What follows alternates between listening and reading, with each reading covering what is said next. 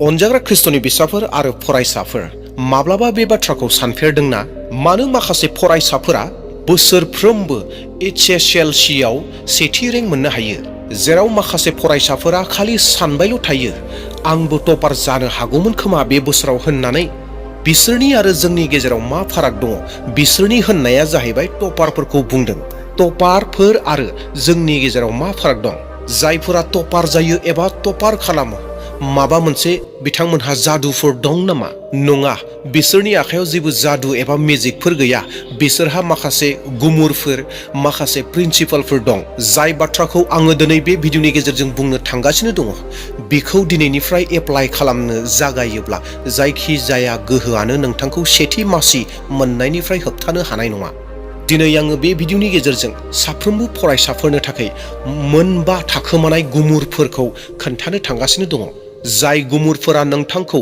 HSLC आव topper खालामनायल' नङा नाथाय जिउनि मोनफ्रोमबो आनजादफोराव नोंथांखौ देरहासार खालामगोन बिदिब्ला फै फरायसाफोर जोङो मोनसे समाय लानि आरो बे समाय लानायानो जादों आं दा फरायनाय फरायसाल' नङा नाथाय देरहासारनाय सासे फरायसा जागोन बेबायदि होननानै जोङो समाय लानि टपार जानो थाखाय मावनांगौ सेथि खामानि बेनो जाबाय समा नोंनि हाथियार अनजाग्रा ख्रिस्ट'नि फरायसाफोर टपार जानायनि गिबि आरो देरसिन गुमुरा जादों समखौ थि बाहायनाय समा रावनिबो थाखाय नेनानै थाया थाद'आ सोरबा राजा जाथों सोरबा दैदेनगिरि जाथों सोरबा हावरिया जाथों सोरबा धोनि जाथों रावनिबो थाखाय समा थाद'आ साफ्रोमबो फरायसाफोरा समखौ जुदि बाहायनो सोलोङोब्ला एबा रोङोब्ला अब्ला जाफुंसारनायखौ एबा टपार जानायखौ बे आंनि आथिंनि सिङावनो दंखायो होननानै साननानै ला नाथाय गोबां दुखुनांथावना बाथ्रा गोबां फरायसाफोरा बुङोदि आं फरायनो सम मोना होननानै नाथाय सैथोआ बेसोदि आं फरायनो सम मोनाखै एबा सम मोनासै होननानै बुंनाया गोरोन्थि नाथाय सैथोआ बेसो समखौ दिहुननानैसो फरायनो गोनां जायो एबा फरायनो नांगौ जेब्ला नोंथाङा फुङाव सिखारो अब्लाना मबाइलखौ हमग्रोनो नाङा नाथाय सिगां गांसे बिजाबखौसो हम सानसेनि थाखाय मोनसे सम थि खालाम मा फरायनांगौ आरो माब्ला आरो मोनफ्रोमबो घन्टाखौ दिथा हो मानोना दिथा गैयालासे नाजानाया ओरैनो थाङो मोनसे गुसुं सल' खोन्थानो हास्थायदों राहुल मुंनि सासे फरायसाया सानफ्रोमबो 2 घन्टा गोसो होनानै फरायोमोन गुबुन फारसेथिं बिनि लोगो आमना सानसे बिजाब लानानै थांफायोमोन नाथाय बिनि गोसोआ बबेयावबा गिदिंलाबाय थायोमोन आनजादनि सानखालि राहुलआ टपार जानो हादोंमोन मानोना बिथाङा खम फरायनायजों लोगोसे थार लामाखौ सायख'दोंमोन बे सल'निफ्राय बे लेसनखौनो जोङो सोलोंनो हायोदि जाफुंसारनायनि थाखाय 100 बिजाबनिख्रुइ समनि मोजाङै बाहायनाया गोनांसिन आरो अनजाग्रा फरायसाफोर गोसोआव लाखि बाइबेला उपदेशगिरि 3 सिरियाव ओरैहाय बुंदों संसाराव जानाय गासै घटना मानियानो इसोरनि फसंखानाय सम बादिसो जायो दिनैनि समखौ ओरैनो हगारोब्ला गाबोन पस्तायनायनि सम थाथारगोन एबा फैगोन बेनिखायनो साफ्रोमबो फरायसाफोरा टपार जानो हास्थायोब्ला जि सम दङ बे समखौ फरायनायाव बाहायनो नांगौ टपार जानो हानायनि नैथि बाथ्रा एबा खामानि बे जाहैबाय स्मार्ट स्टाडि गोब्राब फरायनाय नङा गोबां फरायसाफोरा सान हर बिजाबाव गोदोना थायो नाथाय अब्लाबो मोजां नम्बर मोननो हाया मानोना बिसोर गोब्राब खस्थ' खालामो नाथाय मोजां लामायाव खस्थ' खालामाखै अनजाग्रा फरायसाफोर टपार जानायनि ओंथिया खालि बांसिन फरायनाय नङा नाथाय थार लामाजों फरायनायासो सासे फरायसाखौ टपाराव लानानै फैयो अब्ला फै स्मार्ट स्टाडिनि माखासे सनानि नेमफोरखौ सोलोंनि सेथि नेम एबा खान्थि बेनो जाबाय एक्टिभ रिकल मेथड जेब्ला नोंथाङा मोनसे आयदाखौ फरायनानै फोजोबो अब्ला बेखौ बन्द खालाम एबा दोनथ'दो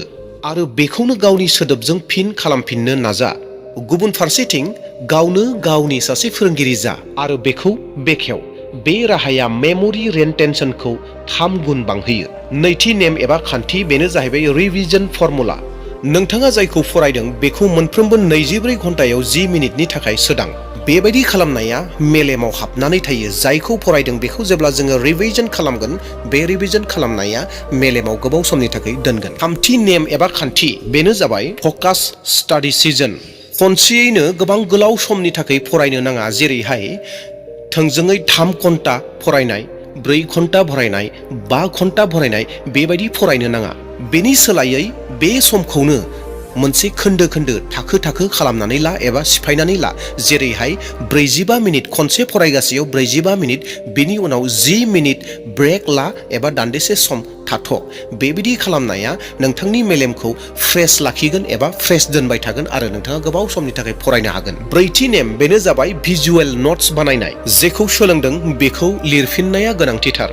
जायखौ जोङो जोंनि मेगनजों नुयो बेखौ जेब्ला एक्सन एबा खामानियाव लाबोयो बियो जोंनि मेलेमाव गोख्रैनो सेबखांजायो। बेनिखायनो भिजुवेल नट्स बानायनायाव गाब गोनां रेबगन, माइन्ड मेप, डायग्राम बेफोर मेलेमखौ मेगनजों गोसोआव लाखिनो मदद खालामो। जायफोरा बेफोरबायदि स्मार्ट स्टाडि टिप्सफोरखौ लागोन एबा बाहायगोन बियो आनजादखौ देरहाखाबाय होननानै साननानै लाखादो। अनजाग्रा फरायसाफोर, गोसोआव लाखि, जोंनि गोथार बाइबेला जोंखौ ओरैहाय फोरोङो, दानियेलनि 12:3 सिरि, आर जाया आखल गोनां बिसोरो आकाशनि मोदाननायफोरनि समान। अनजाग्रा ख्रिस्टियान फरायसाफोर, गियान गोनां जानायनि ओंथिया जाबाय सोलोंनायनि लामाखौ बुजिनाय। टपार जानो हानायनि थामथि बाथ्रा, बेनो जाबाय इसोर आरो गावनि सायाव फोथायनाय। अनजाग्रा फरायसाफोर, गोबां खेब आनजादनि समाव जों गियो, आं फेलें जायोब्ला मा जागोन बेबायदि होनना साननानै जोंनि गोसोआव गिनाय फैयो। नाथाय आं बुंनो सानो गिनाया जाफुंसारनायनि देरसिन सुथुर। मोनसे समाव सासे फरायसा दङमोन जायनि मुङा सुरेश, जायहा जोबोद खस्थ' खालामोमोन नाथाय गोबां गियोबोमोन। जेब्लायबो बियो सानोमोन एबा बुङोमोन आं बेखौ खालामनो हाया होननानै बियो बुंबाय थायोमोन, गोसोआव सानबाय थायोमोन। अब्ला सानसेखालि बिनि फोरोंगिरिया बिखौ बुंदोंमोन दि जुदि नों गावखौनो फोथायाब्ला नोंनि खस्थ'आबो नोंनि सायाव फोथायनाय थानाय नङा। बै साननिफ्राय बियो गावखौ सोलायदोंमोन एबा सोलायबाय। दानाब्ला सानफ्रोमबो फुंबिलियाव बियो बुङो आं बेखौ खालामनो हागोन। आरो मा जाखो, बियो HSLC खौ सेथि रेंकजों उथ्रिसारनो हाथारमारबाय। बेनिखायनो इसोरनि गोथार बोसोन बाइबेला फिलिपियारि 4:13 सिरिया ओरैहाय बुङो, आं जिसु ख्रिस्ट'नि गेजेरजों गासैबो खामानिखौ मावनो हायो जायहा आंखौ गोख्रों खालामो। जेब्ला नोंनि फोथायनाया इसोरनि सायाव थायो अब्ला नोंनि गिनाया जोबलांगोन। मानोना फोथायनायानो मोनसे गोहो जाय जाथावैखौबो जाथावना खालामो। जुदि नों गावनि सायाव आरो इसोरनि सायाव फोथायनाय दं अब्ला हाजोफ्राबो नोंथांनि थाखाय लामा बानायो। टपार जानो हानायनि ब्रैथि बाथ्रा, बेनो जाबाय मोजां लोगो सायख'नाय। लोगोआ मोजांबो खालामनो हागौ, गाज्रिबो खालामनो हागौ। दा बेयावखायनो टपार जानायाव मोजां लोगोखौ सायख'नाया गोबां गोनांथिथार। बेनिखायनो इसोरनि गोथार बोसोन 1 करन्थियारि 15:33 सिरिया ओरैहाय बुङो, गाज्रि लोगोआ मोजां आखुखौबो गुबुंले खालामनो हागौ। दिनैनि मुगायाव बयनिख्रुइबो देरसिन सिखावा जाबाय गाज्रिजों लोगो जानाय। बै गाज्रि लोगोफोरा लासै लासै नोंथांनि सिमांखौ खावनानै लाङो। गोबाङानो बेखौ हमदांनो हाया। जुदि नोंथांनि लोगोफोरा फरायनायखौ मोनसे फेस्ला हिसाबै लायो, जुदि बिसोर नोंथांखौ मबाइल गेम एबा ससियेल मिडियाजों अराय सम गोसो बोहोनो गोनां खालामोब्ला नोंथाङा गोरोन्थि लामाजों थांगासिनो दं होननानै मिथिनानै ला। मोनसे सुंद' सल' खोनासं। निखिल आरो अजय सानैबो मोजां फरायसामोन। निखिला आनजादनि समाव फरायबाय थादोंमोन आरो अजयआ बुंदोंमोन फैदो एसे पाबजि गेलेनि। दानसेनि उनाव निखिला बर्डनि आनजादाव 95 जौखोन्दो नम्बर मोननो हादोंमोन आरो अजयआ गावनि सायख'नायाव उनदाहा जानो गोनां जादोंमोन। गाज्रि लोगोआ नोंखौ गाज्रिथिं गोजोन होनो हागौ, नाथाय मोजां लोगोआ बेसो जायहा नोंखौ मोजां लामा दिन्थिगोन, बेसो मोजां लोगो जागोन। बेनिखायनो मोजां लोगो सायख'नाया गोनांथिथार, जाय लोगोआ नोंखौ टपार जानायाव मदद खालामगोन आरो नोंखौ हेफाजाब खालामगोन। बेबायदि लोगोजों लोगो जानाया मोजां। टपार जानो हानायनि बाथि बाथ्रा, बेनो जाहैबाय कनसिस्टेन्सि। सानफ्रोमबो एसेब्लाबो थाद'नाय गैयै फरायनाय। गोबां फरायसाफोरा बुङो आं गाबोननिफ्राय जागायगोन, नाथाय बे गाबोना माब्लाबाबो फैया। गोसोआव लाखि, जाफुंसारनाया सानसेयावनो फैया, नाथाय सानफ्रोमबो लानाय फिसा फिसा आगानफोरनिफ्राय फैयो। सानफ्रोमबो एसे फराय, सानफ्रोमबो एसे रिभिजन खालाम, सानफ्रोमबो एसे फोसाब। अनजाग्रा फरायसाफोर, टपार जानायनि ओंथिया हरसे फरायनाय नङा। बेनि ओंथिया जाबाय सानफ्रोमबो एसे फरायबाय थानाय, थाद'नाय गैयालाबानो सानफ्रोमबो एसे एसे फरायनांगोन। जेरै थरथिंफा दैफोरा लैथोखौ दायो, बिदिनो फिसा फिसा नाजानाया गिदिर जाफुंसारनायखौ दायो। अनजाग्रा फरायसाफोर, गेदेमा क्रिकेट गेलेगिरि बिराट क'हलीआ सानफ्रोमबो प्रेक्टिस खालामो। बियो सानसेबो नागाराखै, बेखायनो बियो गोजौसिनाव दं। कनसिस्टेन्सियानो जाफुंसारनायनि गुबै राहा। इसोरनि गोथार बोसोन लुकासनि 16:10 सिरिया ओरैहाय बुङो, जाय जोबोद एसेल' बाथ्रायाव फोथायजाथाव बियो गोबांनि थाखाय फोथायजाथाव। अनजाग्रा फरायसाफोर, फिसा फिसौ खामानिफोराव सैथो फोथायजाथाव जा। गिदिर फिथाइफोरा गावनो गाव फैगोन।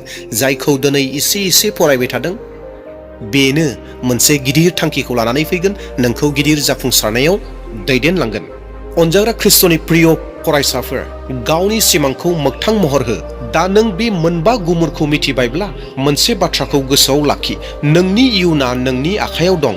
सानफ्रोमबो फुङाव सिखारनानै आयनायाव नाय आरो बुं, आं देरहासारबाय बेबायदि होननानै। मानोना सासे देरहासारग्राया माब्लाबाबो खामानिखौ मावनो नागारा, आरो जाया खामानिखौ नागारो, that means फरायनायखौ नागारो, बियो माब्लाबाबो देरहाया। साबसिन नाम्बार मोननो एबा टपार जानो थाखाय नोंथांनो जेबो जादुनि गोनांथि गैया। नोंथांनो बेफोर मोनबा मुवाफोरनिल' गोनांथि दं जायखौ आं बुंबोबाय। सेथि, समनि थि बाहायनाय। नैथि, स्मार्ट स्टाडि एबा स्मार्ट फरायनाय। थामथि, गावनि सायाव आरो इसोरनि सायाव फोथायनाय। ब्रैथि, सैथो लोगो सायख'नाय एबा लोगोजों लोगो जानाय। बाथि, कनसिस्टेन्सि। नों सासे मोजां फरायसा जाय गोसोब्ला जारिमिनखौ सोलायनो हायो। बेनिखायनो बाइबेला बुंदों, जाय आंखौ फोथायो बियो माब्लाबाबो लाजि फोनांजानाय नङा। रमारि 10:10 सिरि। बेनिखायनो दिनैनिफ्राय गिनायखौ नागार, अलसियाखौ गारहर, फोथायनाय, खस्थ' खालामनाय आरो आब्रुथिखौ आजावना ला। जेब्ला नोंथाङा नोंथांनि सिमांनि हेंथायै जुजियो, नोंथाङा नोंथांनि सिमांसिम सहैगोन। फेलेंखौ गिनो नाङा, मानोना मोनफ्रोमबो जेननाया मोनसे गोदान देरहानायनि जागायजेननाय। जायहा खस्थ'नि लामायाव थाबायो बिसोरनि मुंखौ अरायबो गोजौसिनाव लिरनाय थायो। साफ्रोमबो फरायसाफोरनि थाखाय गुसुङै मोनसे आर'ज खालामनो हास्थायदों। अ इसोर, बैसोर गासैबो फरायसाफोरनो गियान, बुजिनो हानाय आरो साहस हो। बिसोरखौ अलसियानिफ्राय उदां खालाम आरो बिसोरखौ गोख्रों खालाम।